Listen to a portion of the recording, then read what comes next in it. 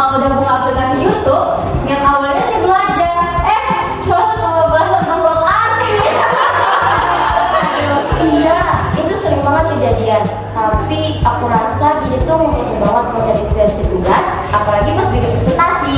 Bener, aku pernah nemuin ide tugas prakarya di Pinterest. Loh, jadi gadget juga bisa bikin kita kreatif.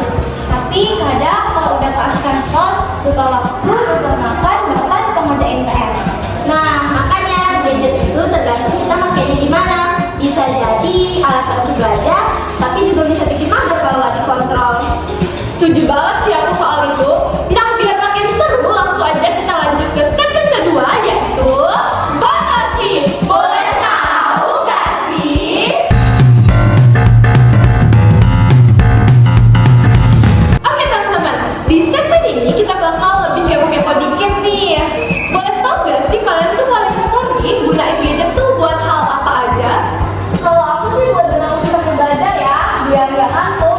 Tapi dengar musik juga sebagian dari hobi aku. Kalau aku jujur ya, keseringan pakai main game. Tapi sekarang udah mulai bisa ngatur waktu kok. Aku pakai buat belajar, tapi juga sering buat video TikTok. Aku suka pakai video call bareng teman sih, terutama pas belajar kelompok online.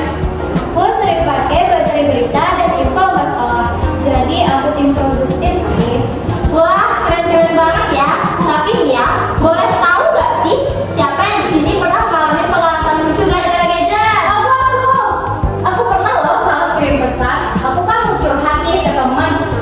Malah salah kirim curhatan ke wali kelas. Curhatan tentang HP Elsan lagi. Tapi itu sih hal yang epic banget sih ya. Tapi justru di pengalaman SMP kayak gitu itu hal yang bakal kita ingat terus sih.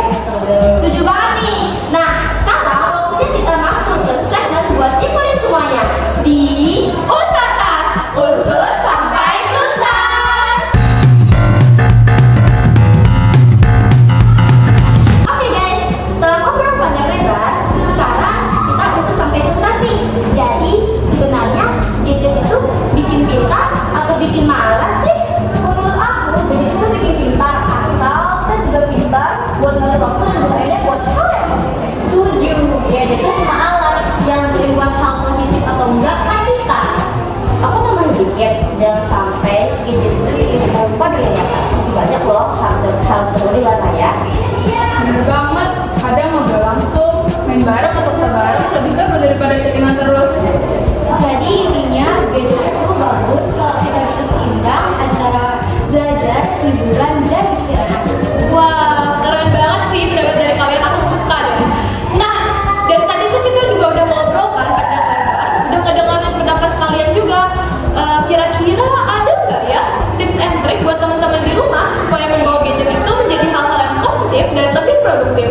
Nah, membahas soal itu, langsung aja yuk kita ke segmen terakhir, yaitu Trik, tips dan trik.